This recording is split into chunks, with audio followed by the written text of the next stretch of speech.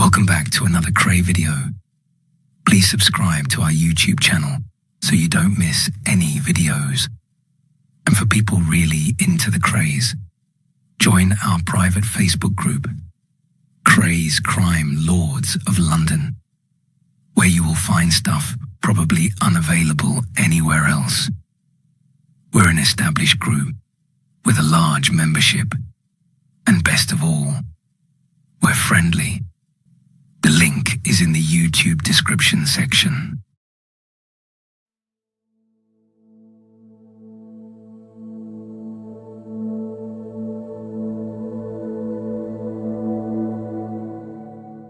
In the previous episode, Reggie had been tipped off by two plainclothes police officers in a pub toilet that the police had it in for me for helping my brothers out of various scrapes, and they were planning to fit me up by planting something in my car and then stop me while driving and have me arrested. After the pub shut, Reggie rang me. He didn't want to talk about it on the phone, but asked me to go round to his place very early the next morning. When I heard what it was all about, I went spare. I rang a friend on the Sunday Pictorial, Norman Lucas, and told him the whole story. I told other people too, and I told them to tell their friends. And then, just in case that didn't make the old Bill think again, I fitted my car with the most sensitive alarm system I could afford. It was so sensitive, the wind set it off one night. I'm happy to say that, in the end, the fit-up never happened. Thank God for coppers with principles.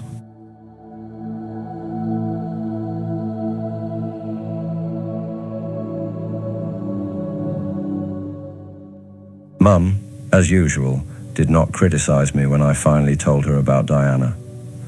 She listened intently as I explained that it was over with Dolly, that I'd met someone else who was everything Dolly wasn't, and then she said if that was what I really wanted, she would like to meet Diana. Whether she was tempted to tell me what she knew about Dolly and George Ince, I don't know. She didn't say anything. I arranged to bring Diana to the flat the following Wednesday. Then I walked out along Bunhill Row in the late April sunshine, feeling cheerful and a little lightheaded. Telling Mum had made a huge difference, had made it all right in a way. She was going to love Diana. But Diana couldn't come to London the following week because one of her children fell ill. I was disappointed. I'd been looking forward to introducing the two women I loved deeply.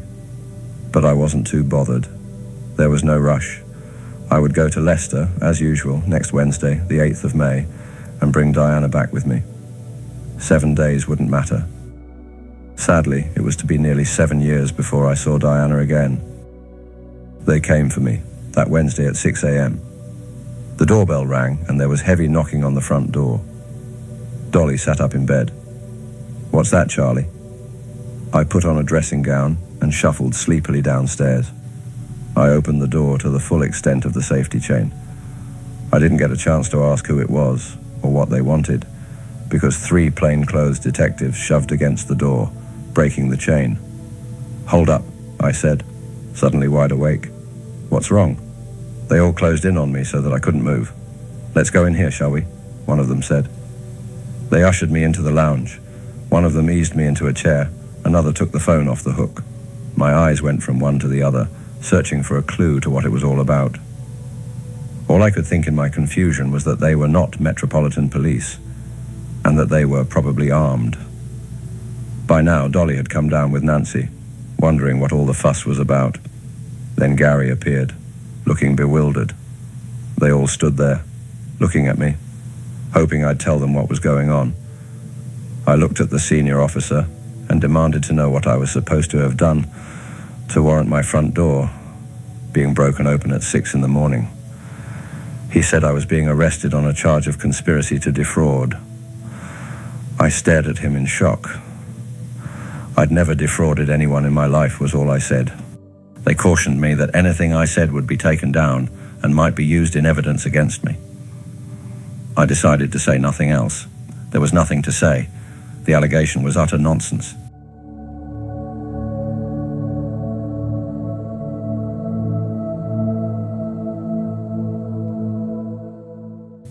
They told me to get dressed as they were taking me to the Nick. The 3 of them stood watching as I washed. I wanted to shave, but they told me not to bother. Then, after I'd dressed, Dolly made some tea, and we all stood around drinking it and making polite conversation, like strangers at a vicar's tea party. Finally, one of the officers said we were leaving and produced a pair of handcuffs. He asked me to hold out my hands. Flabbergasted, I said, "Are you joking?" He ignored me and tried to put the handcuffs on me, but they were too small, and he couldn't fasten them. I told him not to be daft. I didn't intend running away. But the officer wouldn't give up and kept pinching my flesh, trying to get the cuffs locked. The top man looked put out, but finally told his colleague not to bother. I told Dolly and the kids not to worry. I would be back as soon as I'd sorted it out at the police station. Then I was escorted to a police car, a copper on either side holding the sleeves of my jacket.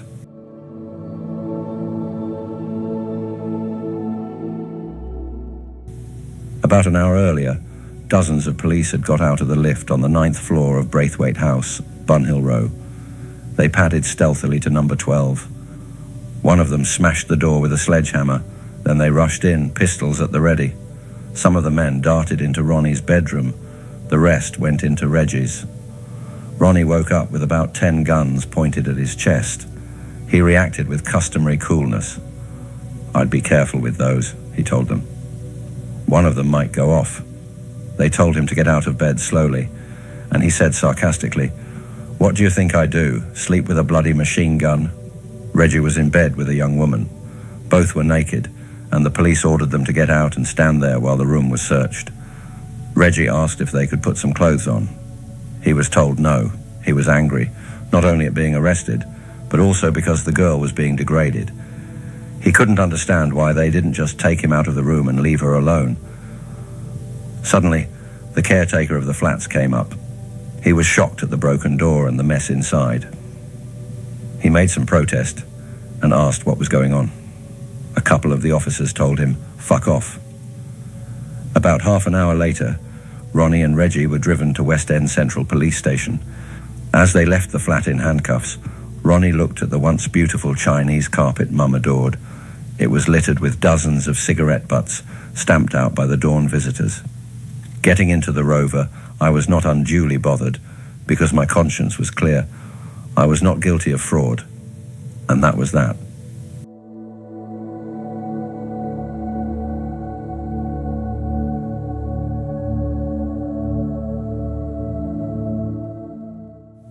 When we got to Bow Street, Nick I'd call my solicitor and put things straight.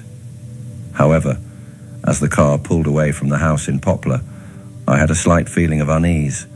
Police wanting to arrest someone on a charge of fraud did not force open doors early in the morning and treat the suspect as though he was going to shoot his way out of trouble. And I knew I was right when the car roared past Bow Street Nick and kept heading west. "Where are we going?" I asked. "You'll know soon enough," one of the officers said brusquely. As we sped through London's sleeping streets in silence, one thought kept coming back to me as my mind reeled with the possibilities of what lay ahead. Whatever it was had better be sorted out quickly, because today was Wednesday, and I was going to Leicester to see Diana. I was thinking about her as the Rover swung into West End Central Police Station in Savile Row. Inside it was bedlam. Dozens of police were racing around in organised confusion, giving or receiving orders, asking or answering questions, taking notes, speaking on the telephone. I had little time to take it in because I was hustled into a waiting room at the rear of the station, but I did get a fleeting glimpse of some familiar faces that confirmed what I'd begun to suspect. I had been dragged out of bed by something far more serious than an allegation of fraud. Within minutes, a sergeant read out a charge and cautioned me. The charge had something to do with American bonds and was a load of nonsense. I asked for permission to ring a solicitor, but was refused. All my possessions had been taken from me at home, but I was searched again. Then I was put in a cell. It was now about 8 a.m.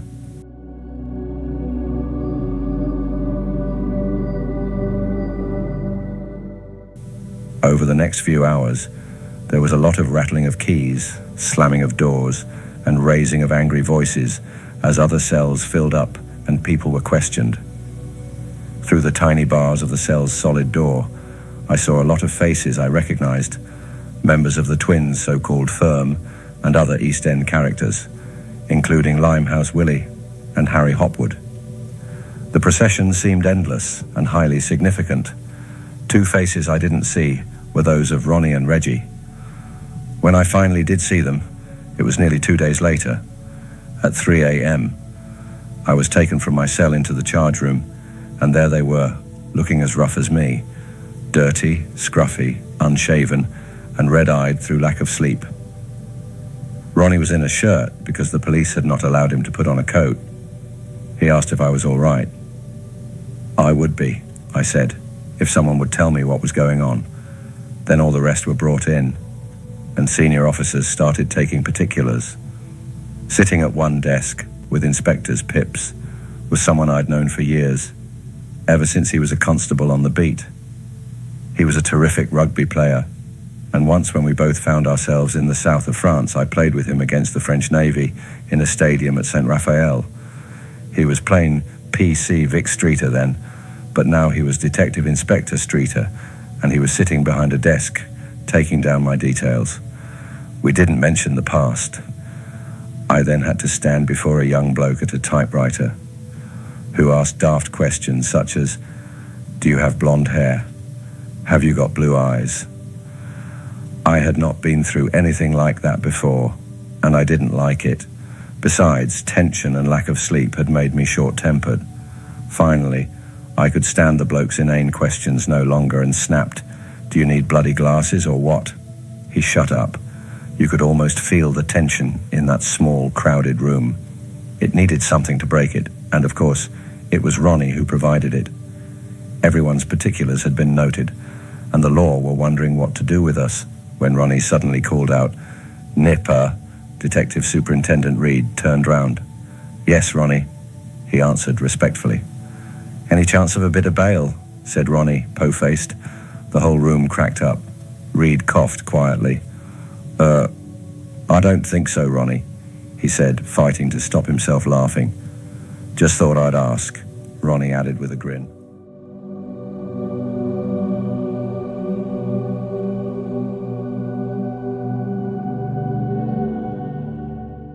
Early on Friday morning, things started to happen. It was orderly and purposeful, with no sign of Wednesday's confusion. I was taken from my cell, closely guarded by 2 coppers, and ushered into a police van at the back of the nick, and I got a shock. A narrow passageway ran along the center of what was a converted large van. On either side of the aisle were small cubicles, rather like tiny dog kennels, which allowed the prisoner to stand or sit, but little else. Once inside the cubicle, the prisoner was cut off from the outside world, except for a restricted view from a small window. When we were all inside, the black van moved out of the yard, and the sirens started. They howled deafeningly during the whole journey down Regent Street, around Piccadilly Circus to the Strand, and up Bow Street to the Magistrates' Court, opposite Covent Garden Opera House. Through my tiny window, I caught sight of startled pedestrians rushing to get out of the way of the high-speed van and its escort of motorbikes and cars. It was an elaborate, costly pantomime.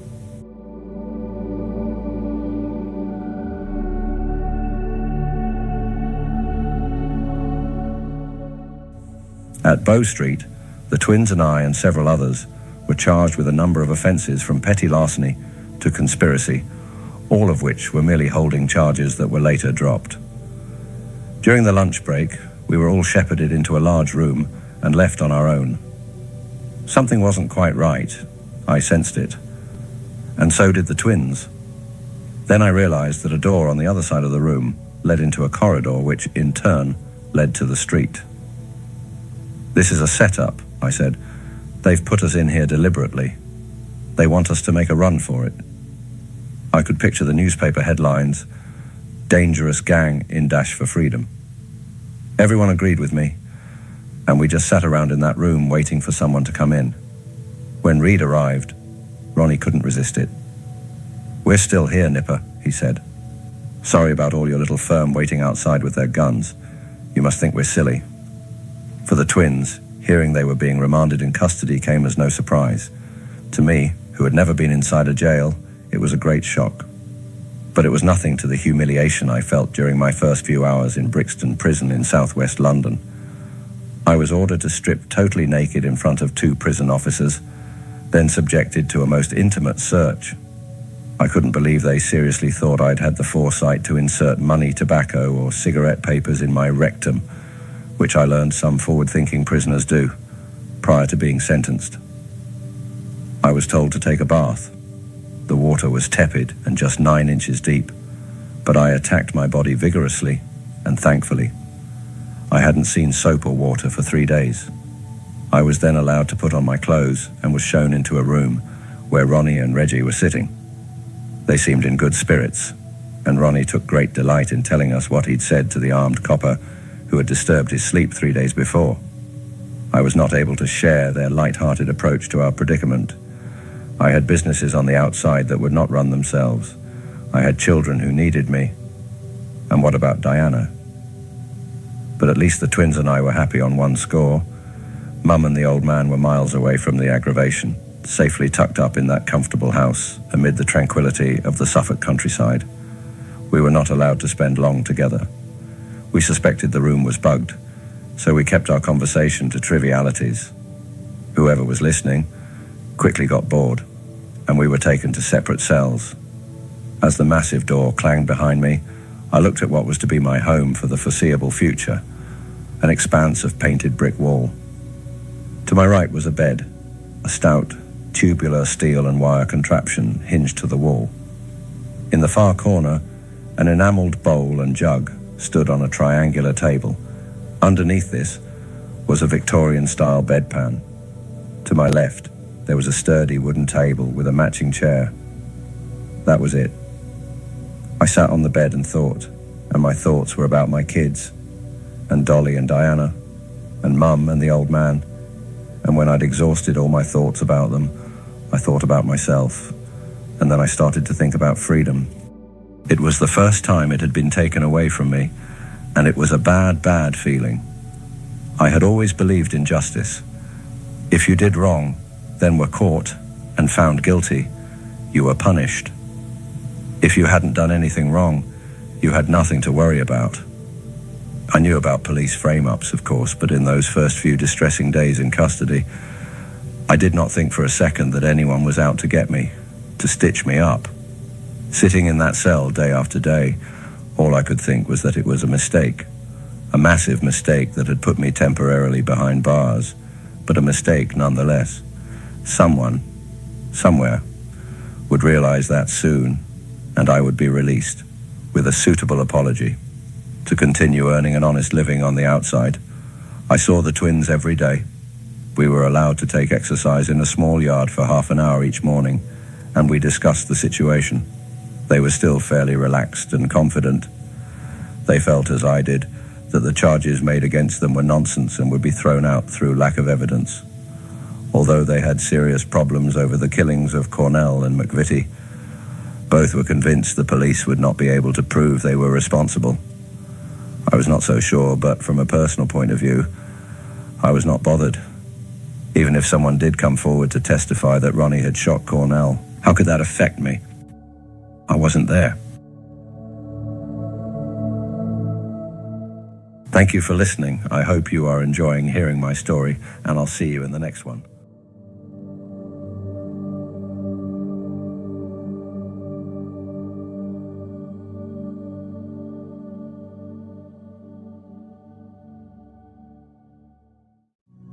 Thank you for watching. If you enjoyed the video, please join our Facebook group. It's called Krays Crime Lords of London. We're a friendly, moderated group with over 1,000 Kray and other celebrated gangster videos available for view. There's also thousands of images in the photos sections. The link for the group is in the YouTube description section. I hope we see you there soon. Leave a like and subscribe.